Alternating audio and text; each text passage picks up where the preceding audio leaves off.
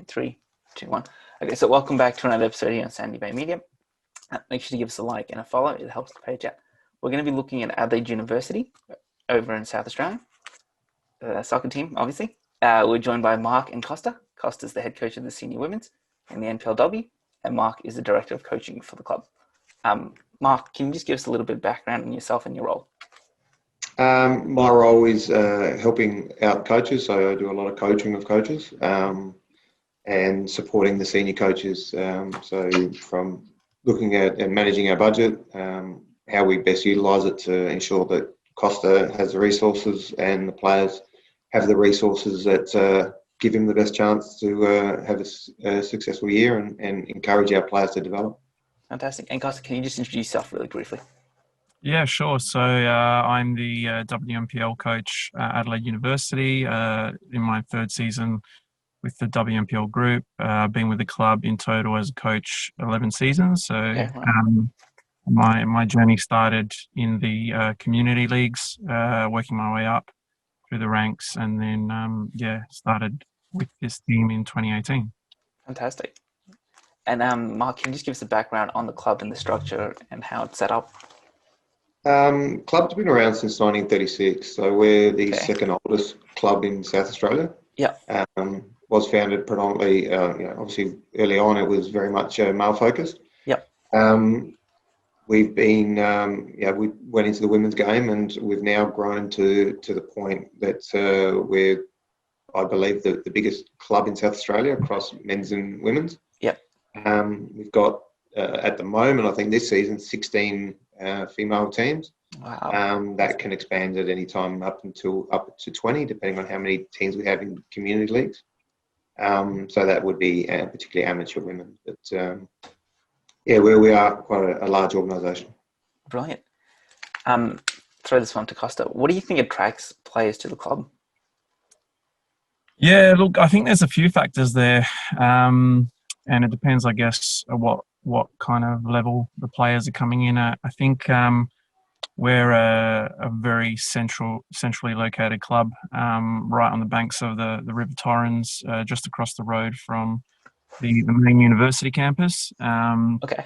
And so from a senior perspective, especially from an amateur and a community perspective, there's a big attraction to play for the club, given its convenient location.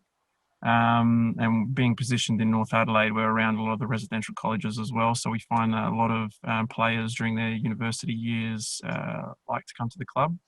Yeah. Beyond that, from a junior perspective and from a WMPL perspective, the club has competed consistently at this level now since 2012 and is one of the foundation women's clubs from 1978. So it's got quite a rich history in the women's game. Yep. I think, and Mark will probably touch on this, there's a strength in terms of the coaching that players receive at a junior level.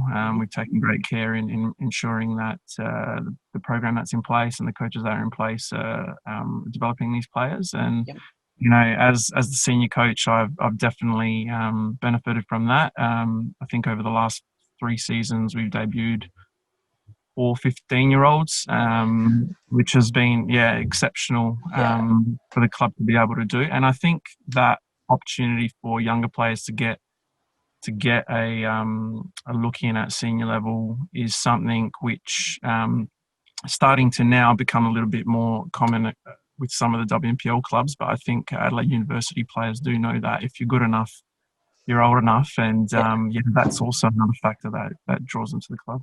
That's great. And it's great to see that you're putting young players forward and youth development is on the foresight of the club. Mark, did you want to expand on that? Well, we have a very technical focus at our youth level. So we really want to teach players. We're looking for them to develop. So as a club, we don't chase wins. We look to teach and learn, and our belief is if that's happening, the results will follow. And that's certainly been the case over the last couple of years. In particular, last year, the 15s age bracket, all 3 teams won their leagues. 2 of those teams were undefeated in their divisions, which meant we've got a pretty good pedigree coming forward. And this year, our 13s are having an exceptional year. So 11s again. We're just constantly reviewing how we do things because we're never really satisfied with where we're at. We want to keep providing those opportunities for players. That's it. That's the way to go. And I give us a bit of insight of that at the club.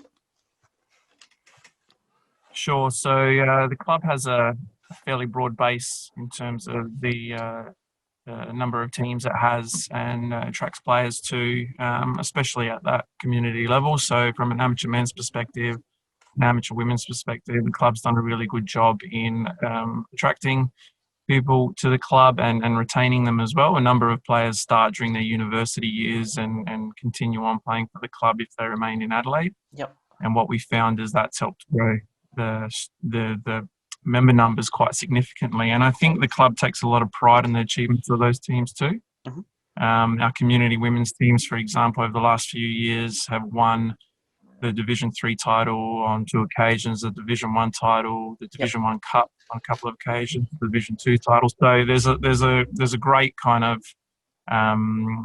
culture around those teams. They never feel as if they're second best. Obviously, with the club with in excess of 40 teams, it can be hard to look after everyone, but we try our best, and that really feeds into the culture and of players wanting to continue at the club. Brilliant, mate. We've had promotions, players leap from that community league into WNPL, so it's a really good development pathway that we utilise for some of those girls that aren't quite at reserve level. We siphon them into those Div 1s and they often blossom, maybe a little bit of a late to developer. We've had those players come through and that's been a great benefit to the club. Definitely. This last question, or just last 2 questions. First one is, are there any, I know you just mentioned one of the achievements the club's proud of, but are there any other achievements that the club wants to share either on or off the pitch, either a program or an initiative that's run? Let you go for it. Costas knows the history of our elite players, the players that have gone on to international and represented Australia.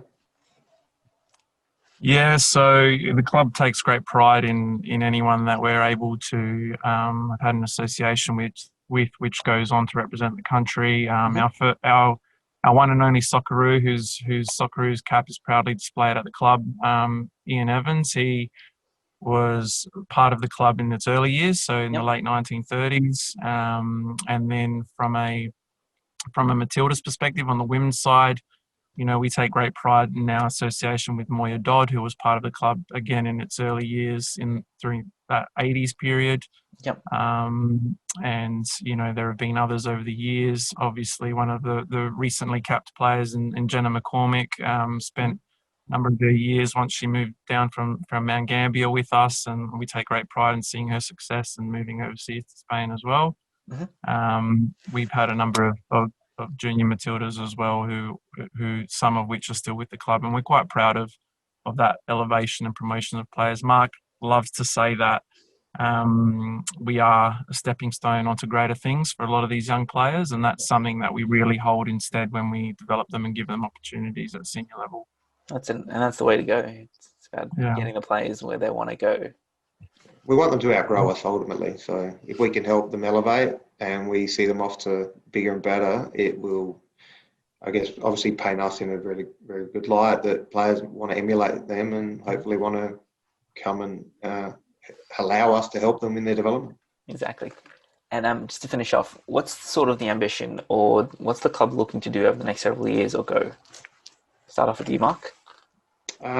We just want to keep improving how we, or the program that we offer. We keep wanting to attract the best and brightest players and ensure that, Costa has, a lot of homegrown quality coming through to allow him to continue to build us to be the strongest club possible at senior level. And that's really what we measure ourselves is, at senior level. And Costa? Yeah, look, for myself as a senior coach, obviously a very results-focused environment. And so for myself, I'd love to be putting the team in consistent positions to be challenging for titles. We've got a great opportunity to play in the Cup final in about a month's time, which the players are absolutely buzzing about. And, when whenever we achieve something, we want that to kind of be the tide mark for what we then move on to. So always setting a minimum standard with whatever we achieve every season, I think is the goal for us. Fantastic. And I'm really looking forward to following that cup match and seeing how the team goes. All the best in that. So Excellent. thank you for joining me, and thank you for your time.